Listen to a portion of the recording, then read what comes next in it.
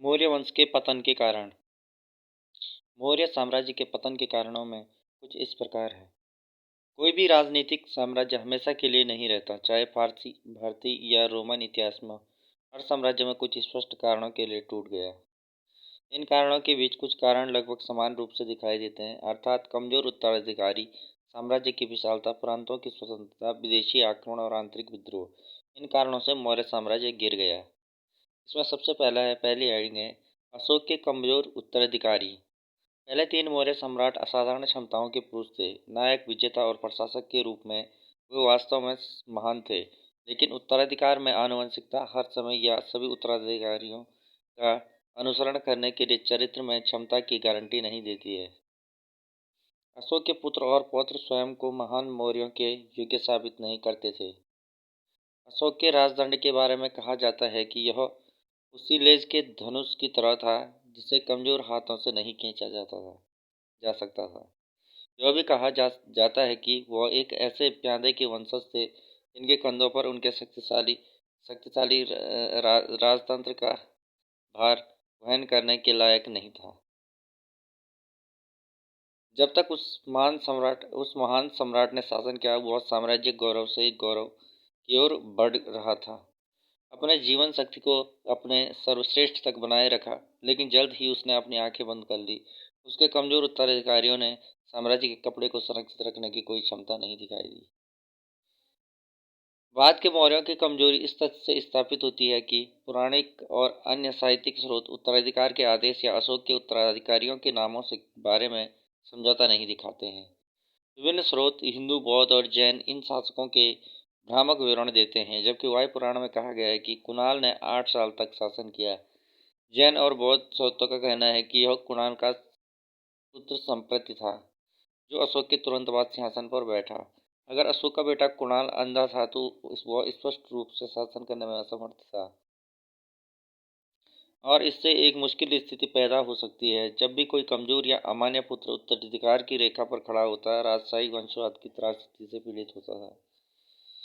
यदि अशोक के एक और पुत्र जालुका ने कश्मीर पर शासन किया, जैसा कि कश्मीर क्रॉनिकल में वर्णित है, यह स्पष्ट रूप से इंगित करता है कि अशोक का कोई भी पुत्र पूरे मौर्य साम्राज्य पर शासन करने में सक्षम नहीं था, जो बाद के मौर्यों की कमजोरी साबित होती है। यह ज्ञात नहीं है कि रानी करोवाकी तिवारा द्वारा अशोक के एक और पुत्र के साथ क्या हुआ, और अगर वह मौर्य शासन के लिए सफल होने के लिए मजबूत या कमजोर था। अशोक के पौधे के बारे में हम कम ज्ञात है, जो उनके अस्तित्व के में भ्रमित करने के अलावा है। कई मौर्य राजकुमारों के नाम विभिन्न साहित्यिक स्रोतों में उल्लिखित हैं। इन राजकुमारों में से एक राजा दशरथ थे, जिन्होंने गया के पास नागार्जुन पहाड़ियों पर 3 शिलालेख छोड़े थे, जिसमें 3 रॉक कट गुफाओं के उपहार का वर्णन किया गया है। यह स्पष्ट है कि अशोक की मृत्यु के बाद साम्राज्य को एक साथ रखने के लिए एक मजबूत सम्राट के बिना साम्राज्य जल्द ही विघटित हो गया। साम्राज्य की बर्बरता। मौर्य साम्राज्य अपनी सीमा में बहुत विशाल था। भारतीय उपमहाद्वीप के सबसे दूर के कोने तक फैले हुए, इसमें भारत की प्राकृतिक सीमा के बाहर के क्षेत्र भी शामिल थे। संचार की कमी के कारण यह विशालता स्वयं शक्ति के बजाय कमजोरी का स्रोत थी। दूरियां इतनी बड़ी थी कि साम्राज्य अधिक समय तक एक एकीकृत राजनीतिक इकाई नहीं रह सकता था। इसमें कोई शक नहीं, चंद्रगुप्त और अशोक द्वारा प्रशासन की एक विस्तृत प्रणाली थी, लेकिन पूरे मशीनरी ने केंद्र के निर्देशन में काम किया। सरकार का उच्च केंद्रीकृत चरित्र गंभीर दोष से पीड़ित था। यह सभी प्रमुख नीतियों के लिए राजा पर निर्भर था। क्योंकि राजा पूरी मशीनरी की धुरी था, प्रशासन की सफलता उसके व्यक्तित्व पर निर्भर करती थी। राजा मजबूत होता तो केंद्र मजबूत होता, अगर वह कमजोर था तो केंद्र कमजोर हो गया। इस बार जब केंद्र कमजोर हो गया तो दूर के प्रांतों का प्रशासन भी कमजोर हो गया। बाद के मौर्यों के दिनों में भी यही हुआ। कमजोर राजा के अधीन कमजोर केंद्र विशाल साम्राज्य पर शासन नहीं कर सकता था। परिणाम स्वरूप मौर्य प्रशासन का पतन हो गया और साम्राज्य का विघटन शुरू हो गया। प्रांतों की स्वतंत्रता।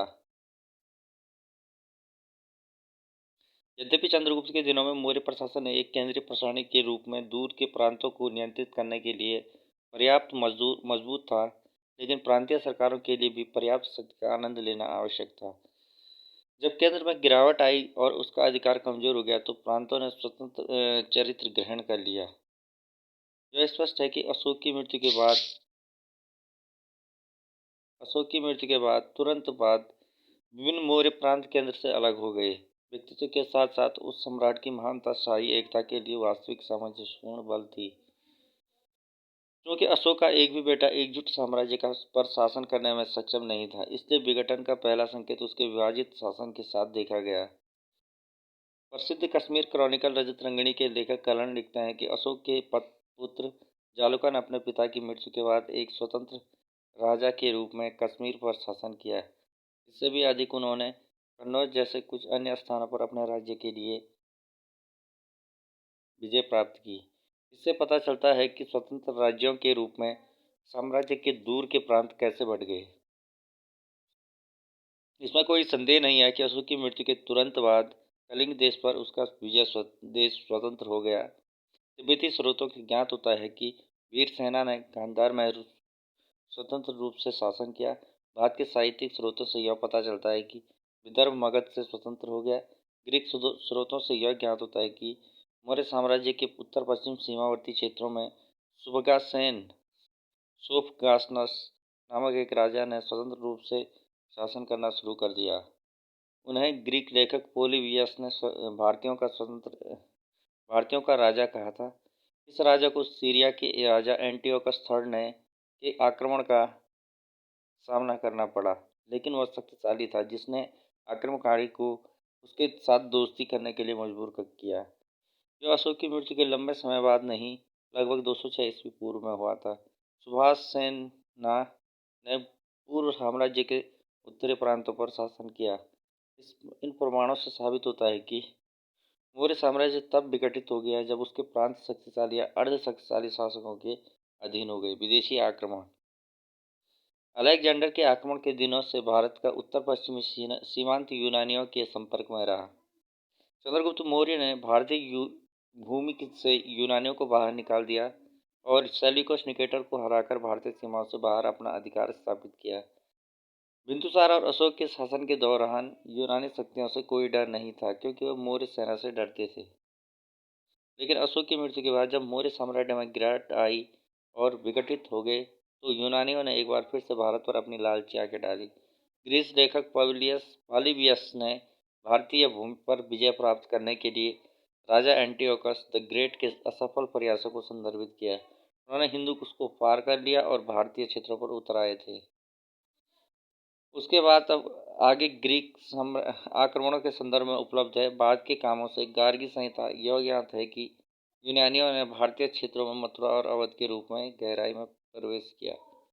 ये भले ही छापेमारी कर रहे हों, लेकिन मौर्य साम्राज्य के आंतरिक क्षेत्रों की और विदेशियों के प्रवेश ने साबित कर दिया कि साम्राज्य अब खुद का बचाव करने में सक्षम नहीं था। आंतरिक विद्रोह। जब इस तरह मौर्य शासन कमजोर हो रहा था और अशोक की मृत्यु के बाद साम्राज्य आधी सदी के भीतर टूट रहा था, तो अंत में आंतरिक विद्रोह से उसे मौत का झटका लगा। इस विद्रोह का नेतृत्व लगभग 185 या 186 ईस्वी पूर्व में मौर्य सेना के प्रमुख जनरल पुष्यमित्र ने किया था, जब मौर्य राजा बृहस्पति ने मगध में शासन किया था। यह एक सैन्य तख्तापलट था। जनरल पुष्यमित्र एक ब्राह्मण थे। हालांकि सेना के पेशे में उन पुराणों में कहा गया है कि पुष्यमित्र सेनापति अपने गुरु की हत्या करके राज्य पर शासन करेगा। हर्षचरित के प्रसिद्ध लेखक बाना ने इस घटना का वर्णन करते हुए कहा है कि पुष्यमित्र ने सेना की एक परेड आयोजित की, जिसमें उन्होंने राजा को साक्षी के लिए आमंत्रित किया और इस तरह सेना के समर्थन से मौके पर उसे मारने का अवसर बनाया। इस प्रकार मौर्य का वंशकाल समाप्त हो गया। मौर्य साम्राज्य का पतन एक त्रासदी थी, इसमें कोई संदेह नहीं है। पहला महान भारतीय साम्राज्य जिसमें देश को एक शानदार काल दिया, हमेशा के लिए गायब हो गया। लेकिन सभ्य दुनिया के एक बड़े हिस्से पर भारतीय संस्कृति का नैतिक उत्थान, जिसके बारे में अशोक मुख्य रूप से महत्वपूर्ण भूमिका निभा रहे थे, सदियों तक उसकी भारत के गौरव के लिए एक स्मारक के रूप में बने रहे और अधिक होने के बाद भी अब पूरी तरह से गायब नहीं हुए हैं 2000 साल से। Thank you.